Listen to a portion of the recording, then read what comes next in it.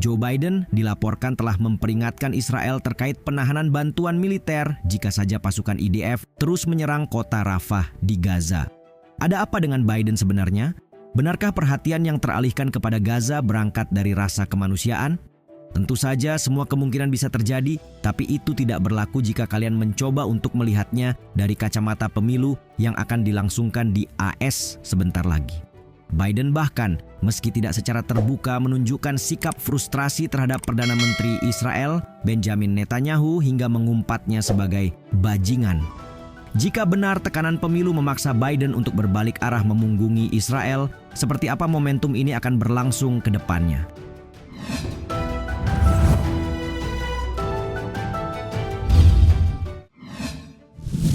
Mikrofon bocor, Biden frustrasi.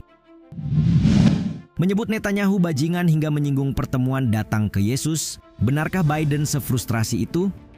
Dalam sebuah agenda pidato kenegaraan tahunan 11 Maret lalu, Biden ketahuan membicarakan Netanyahu, di mana perkataannya itu tertangkap kamera dan mikrofon secara tidak sengaja ketika Biden akan keluar dari gedung Capitol. Berdasarkan kronologi yang dihimpun dari berbagai media, saat itu Biden sedang bicara dengan Senator Michael Bennet. Dalam hal ini, Bennet mengucapkan selamat atas pidato Biden dan mendesak sang presiden untuk terus menekan Netanyahu karena meningkatnya keprihatinan kemanusiaan di Gaza. Dari sini Biden kemudian menanggapi dan menggunakan nama panggilan Netanyahu dalam percakapan singkatnya dengan Bennet.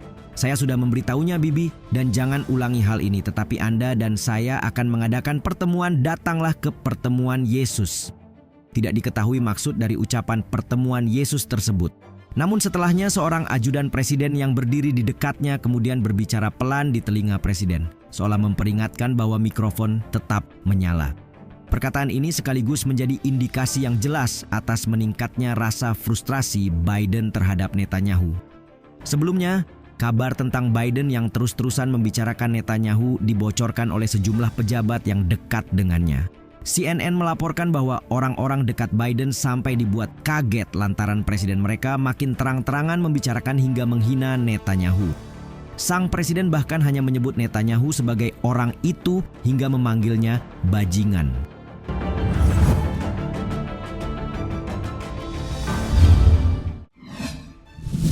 Tahan bantuan militer ke Israel. Biden yang dulu bukanlah yang sekarang.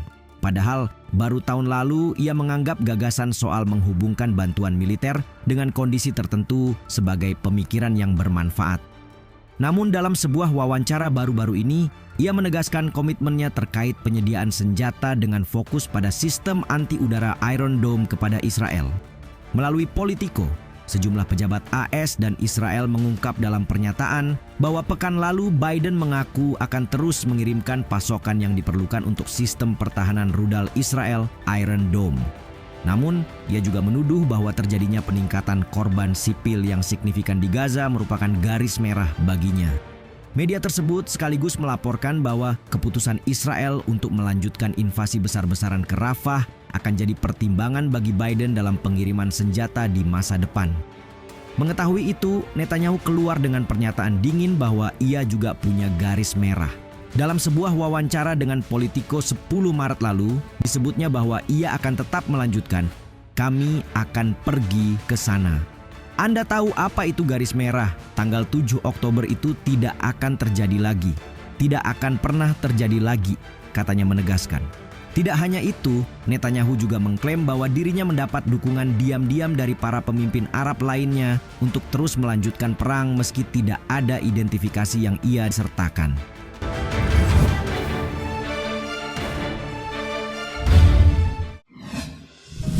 Netanyahu tolak kritikan Biden. Masih tentang hasil wawancara dengan Politico, Biden mengkritik Netanyahu terkait hilangnya nyawa-nyawa tak berdosa di jalur Gaza, serta sikap pemimpin Israel itu dalam memilih pendekatan terhadap masyarakat Israel selama ini. Dalam wawancara yang disiarkan MSNBC 9 Maret 2024, Biden tak masalah tentang Netanyahu yang menargetkan Hamas, namun menurutnya mereka juga harus memperhatikan konsekuensi dari tindakan itu. Dan seperti yang kalian tebak, Netanyahu menolak mentah-mentah kritik dari sekutu kesayangannya itu. Biden mendukung Israel selama perang 5 bulan terakhir melawan Hamas di jalur Gaza, akan tetapi sikapnya belakangan mengindikasikan rasa frustrasi yang setiap saat siap untuk dilampiaskan. Kegagalan Netanyahu untuk memulangkan para sandera yang masih ditahan oleh Hamas sejak serangan 7 Oktober tahun lalu telah memicu unjuk rasa rutin di Israel dan seruan digelarnya pemilu lebih awal. Kendati demikian, Netanyahu tetap optimis dan hidup dalam keyakinan bahwa mayoritas masyarakat Israel mendukung tindakannya. Upaya untuk menyebut bahwa kebijakan saya adalah kebijakan pribadi yang tidak didukung oleh sebagian besar warga Israel adalah salah, ujar Netanyahu.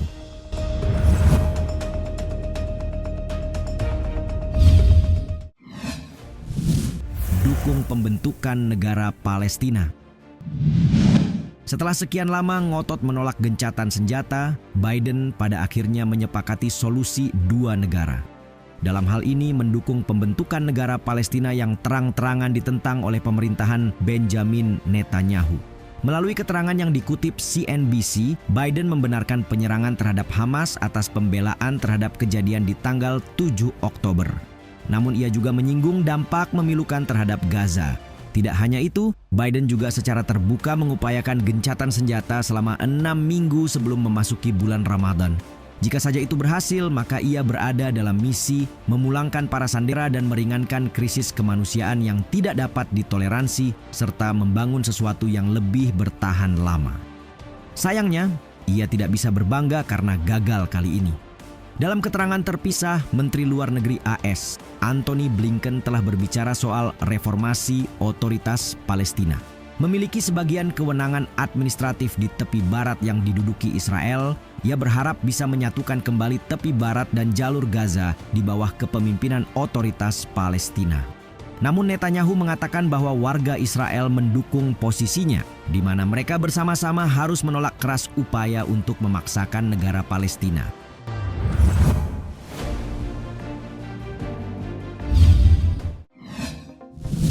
Tekanan pemilu AS. Siapa sangka sikap Presiden Joe Biden dan jajarannya terhadap krisis Israel-Hamas telah berubah jauh dalam waktu singkat. Jika alasannya menyangkut kemanusiaan, bukankah ia bisa melakukannya sejak awal? Karena itu, tidak salah jika perhatian publik tertuju pada misi tersembunyi Biden, yaitu kembali memenangkan pemilu dalam waktu dekat.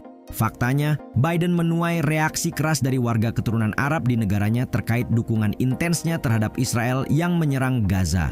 Padahal, komunitas Arab Amerika di Michigan merupakan pemberi suara terbanyak untuk Biden pada tahun 2020. Melansir VOA, hampir 1,1 juta pemilih Muslim memberikan suara mereka pada pemilu tahun itu, yang mana jumlahnya cukup besar untuk mempengaruhi pilpres di negara-negara bagian yang menjadi medan pertempuran utama. Warga Muslim Amerika dan Arab Amerika biasanya memilih calon dari Partai Demokrat. Dengan ribuan warga Palestina tewas akibat serangan udara dan operasi darat Israel di Gaza, perubahan mungkin akan terjadi. Alhasil, Biden sekaligus menghadapi pemberontakan internal dari sebagian anggota Partai Demokrat atas dukungan kuatnya kepada Israel. Makin dibuat ketar-ketir, sebuah jajak pendapat yang dilakukan Arab American Institute belum lama ini menunjukkan dukungan bagi Biden dari pemilih Amerika keturunan Arab anjlok. Jika pada pemilu tahun 2020 persentasenya mencapai 59%, maka kini terjun bebas menjadi 17% menjelang pemilu tahun 2024. Katakanlah Biden menghadapi tantangan dalam upayanya untuk terpilih kembali pada pemilu 2024. Sehingga dengan seluruh usahanya, ia kembali berjuang merebut kembali simpati publik setelah apa yang ia akibatkan dari dukungannya terhadap Israel. Menurut kalian, akankah ia akan berhasil atau malah makin frustrasi?